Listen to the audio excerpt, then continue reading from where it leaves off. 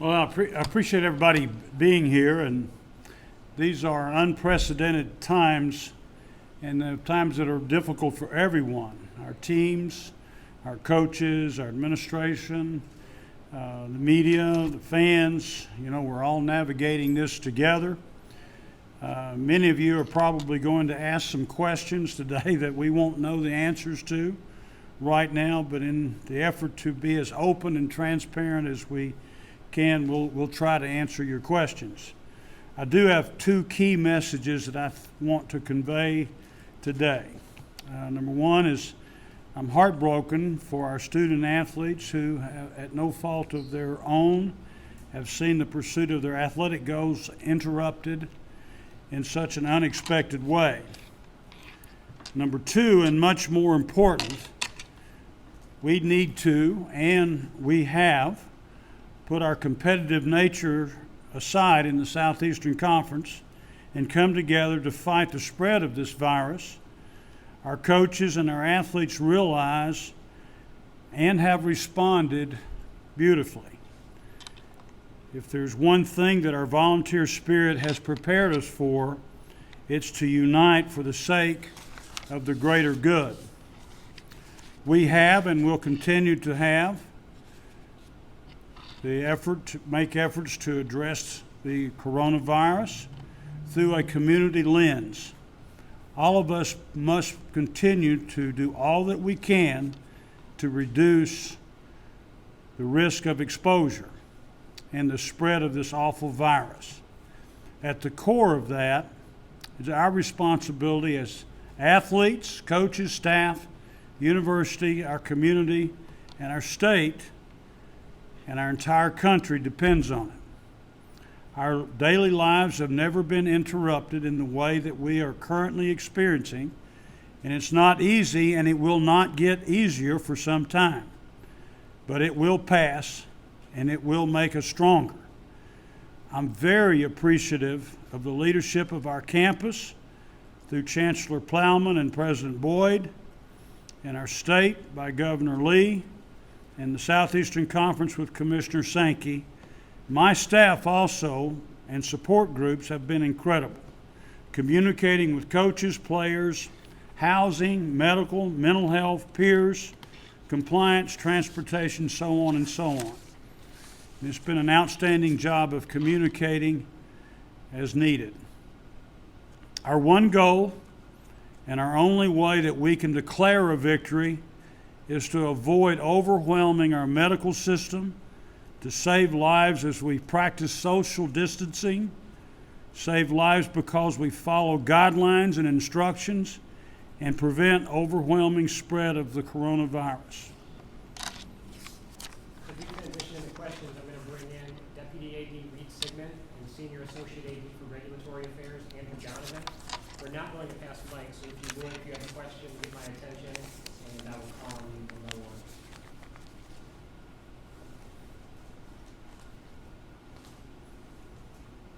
Trey? Has the university set up any kind of situation where when student athletes, the ones that will return this weekend after spring break, have they set up anything with any kind of local hospitals or anything to test student athletes that have potentially been out of the country on spring breaks or anywhere heavily populated? Our medical professions athletically are setting up a protocol as we speak to test our young people when they come here. Obviously, that is not the coronavirus test, but it's a protocol that would indicate a fever, indicate any sickness. At that point, they would be quarantined and followed closely. David? Do you know of any athletes within the athletic department that have been tested or been quarantined? We have had no positive tests here. Brett? Coach, two questions. One, you mentioned how the student athletes have responded.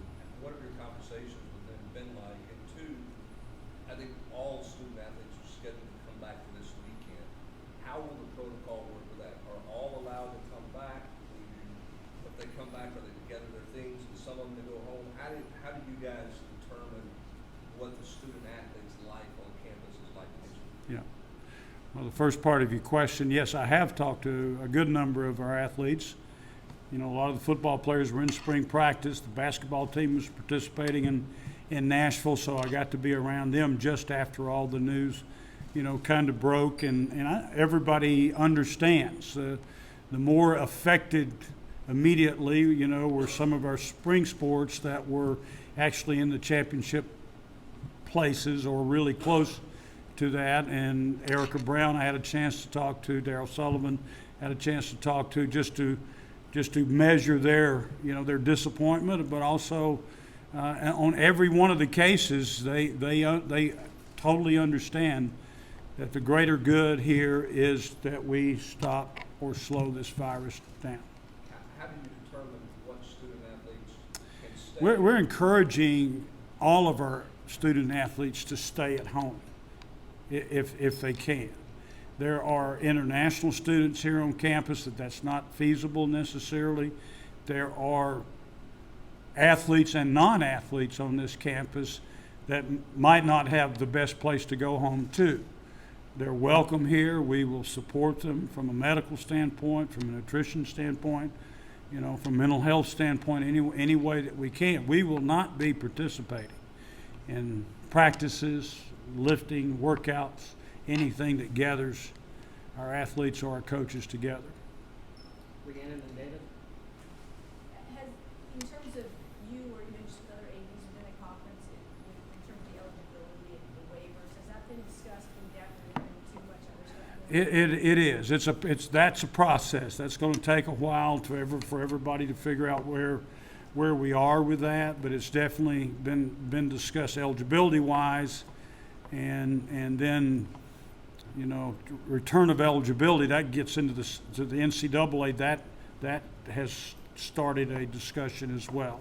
We don't want to get ahead into that as much as we want to make sure our focus continues on the day-to-day concentration of not collecting and being together and spreading the virus. I guess next question. How would you describe what you guys expect the financial impact of the university to be? There will definitely be some impact as you look at canceling a tournament, as you look at the SEC tournament and the NCAA tournament. Reed can speak to that, but there's still lots to find out yet. It's really what Philip said. We're going through the process right now to determine where we think we'll be. There's still some variables out there, but we're in that process of assessing right now. Brent and Rhiannon? Coach, as for academics for your student athletes, obviously the Ford Center and academic support are a huge part of, you know, college athletics. Have your coaches expressed concern to you?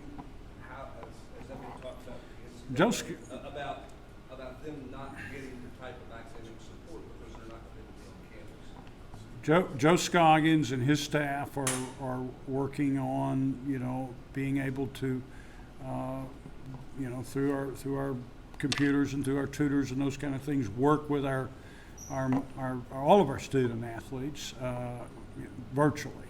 The ones that are here obviously will have direct connection with them. Certainly there's been conversation at the SEC level. I can't tell you at the NCAA level about all those kinds of things. Special needs students, you know, what does all that mean and how does it look? And at every turn, the student athlete has been put first in this. Rhiannon? On kind of on that vein, what facilities are open to the athletes? Are you having to kind of keep them away from gyms and the workout facilities? Are they able to go in there? No, our workout facilities will be closed. There'll be no supervision there. There'll be nobody using the facilities. Our academic, nutrition, medical, mental health, all are available. Philip, obviously with pro sports, there's a lot of employees, businesses that are connected to the games taking place. What can you say about everyone else being impacted by not having games at the venues, part-time employees, things like that? Yeah, you know, It's difficult for our fans, it's difficult for our city, it's particularly difficult for those workers that depend on their livelihood here. Reed can speak to that. Again, that's an HR kind of thing. There's not going to be at this point anybody lose their job or anything like that at this point at all. We'll ask people to be here and work. If they can't be here, then there's opportunities, other ways for them to take leave and those kinds of things. David and Wes? Is that properly answered? Yeah. So Jeremy's not here today, but you guys, football's on spring break, of course. What do you expect, what does the football program look like while this is happening? You've got coaches that obviously are employed, the students not here. What do you envision that sort of look like? Well, I think it's really important, not just football, but for all of our coaches to stay engaged with their student athletes, to know where they are, what they're doing, how their grades are going. Obviously, we can check to the Thornton Center constantly the ones that are of need to be in touch with them. There's video conferencing that's out there that we all can do, with FaceTime and all those kinds of things. So you can visually get, and they should be working out. Our athletes should be working out somewhere, just not gathered in a gym, or a facility all together. Somebody was making kind of light of, what Herschel Walker did, as an athlete. He did push-ups and sit-ups and pull-ups and those kinds of things. And, you go out and, like we've all done, you run somewhere. It doesn't have to be a whole group of people running together. Wes? Well, I know that you said this is sort of an unprecedented thing on this size and scope and scale and all that. As an administration, where do you even begin to kind of figure out how to tackle a problem like this logistically and realistically and not knowing so many factors? I mean, it's really been one day and almost in some cases 1 hour at a time as it's continued to change. I mentioned our chancellor has been incredible. Randy Boyd has been incredible. Our governor has stepped up in a big way. Greg Sankey has been maneuvering from the NCAA and the presidents and chancellors to us, and all the best interest of the student athlete being absolutely at the top of all of this. The chancellor, student athlete, and athletes. She's got so many more people to manage through staff-wise and everything else. So it's been trying. Thank goodness for these guys and everybody working together and making it happen to this point as good as it can be, I think. Mike, then Brent? Obviously a very different situation, but you were the football coach here in 2001, the last time sports kind of stopped for a little while. What do you remember about that shutdown, and how emotional do you think it is when sports return after they've stopped for a little bit? I hadn't even put those two together personally. That was so shocking and in the moment, and this has kind of been followed and coming, and some preparations and some discussion about it. I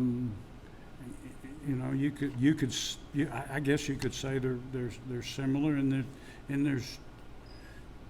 there's deaths, there's families changed from those kinds of things, and as we did then, you do what you have to do, to get to the next place, and in the end, knowing that we will come out better and stronger. We're taught as athletes, as coaches or whatever, challenges are opportunities for you, and you fight through them together. And I mean, it was so pleasing to me to sit down with our head coaches a week ago or whenever it was, and hey guys, the season's over. There was some hope out there about a couple of the sports or whatever. They're essentially not there now, the hope, but everybody was on the same page. Everybody felt the greater good was more important. The chancellor said something a couple of days ago I thought was super important. She was talking to her son. You are isolating yourself and your friend so that your friend's grandfather can enjoy their grandchildren. This is all about somebody else. And I hope our millennials and I hope our young people will realize this is about somebody else, not just about them. Coach, from that, this may be a compliance question. I know a lot of We got him here. student athletes may come back to town because they live off campus, they live in an apartment. From a nutrition and health standpoint, they depend on the meals here. Can you provide for them basically a takeout order? Can you service them from a nutrition standpoint, even though they're not living on your campus, but they're in Knoxville in their apartments as something they have a lease to? Yes. Will you do that? Yes, we absolutely can do that and will do that. I think another aspect to consider of that are classes are still in session, so scholarships are still active. So our student athletes are still receiving their room and board. So they do have that access as well. Brianna?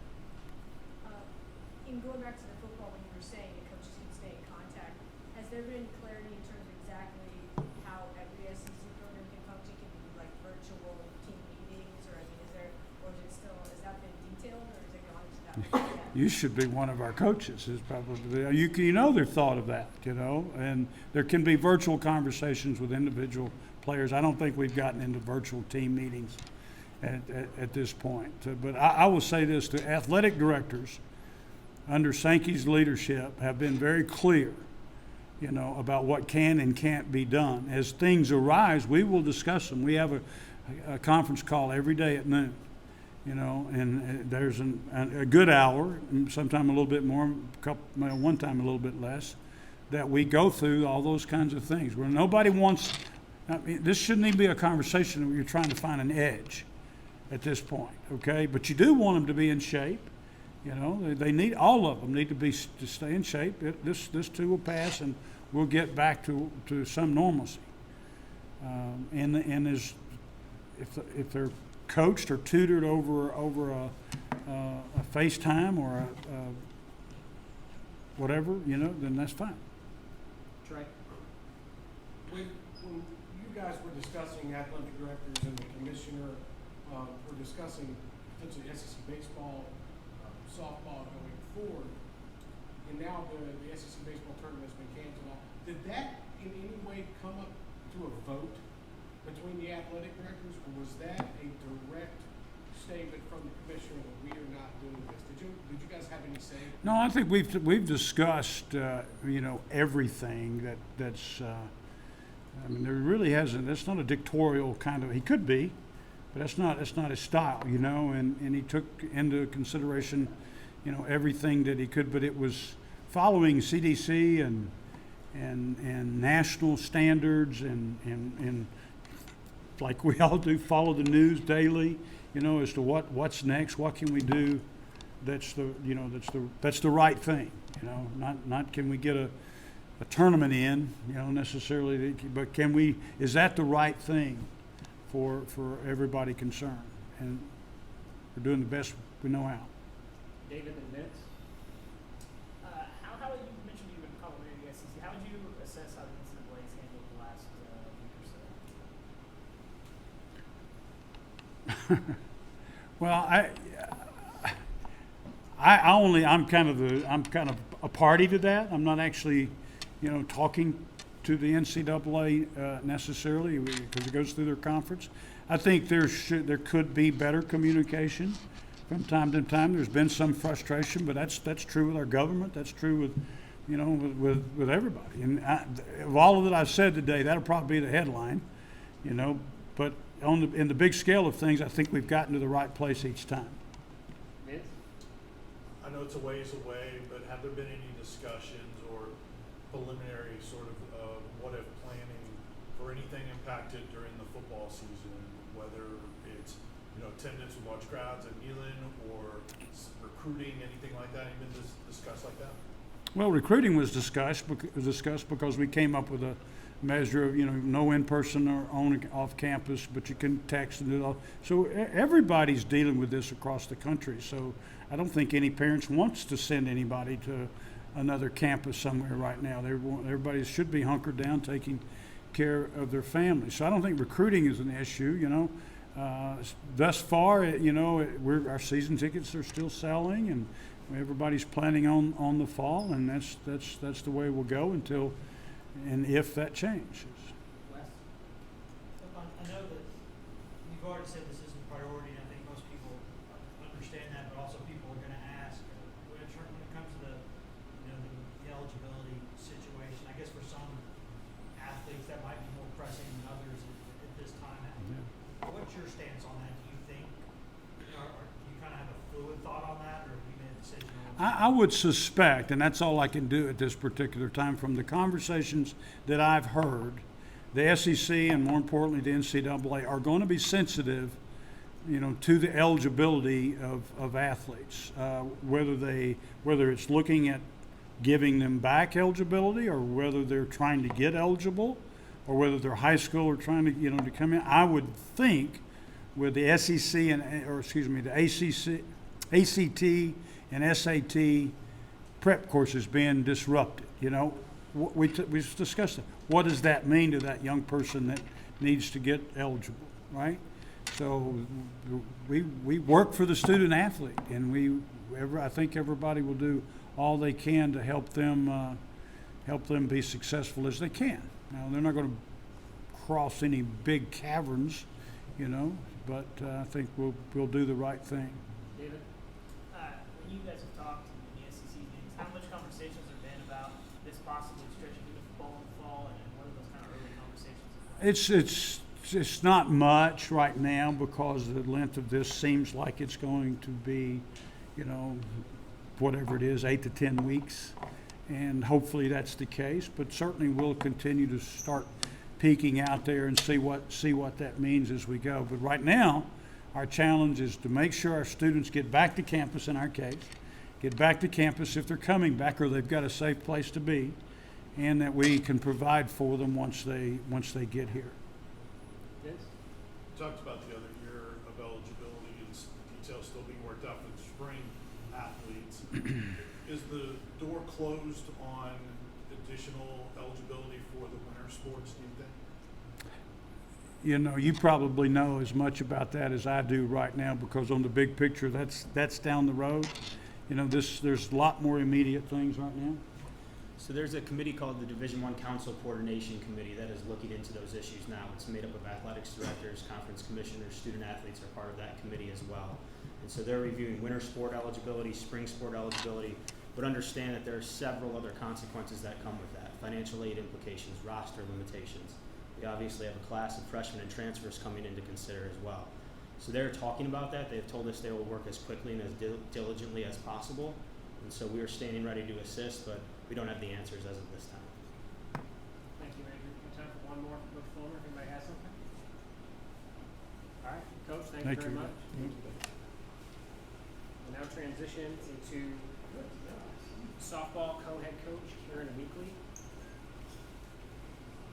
And we'll go right into, wait just a second if you guys can readjust, and we'll go right into questions.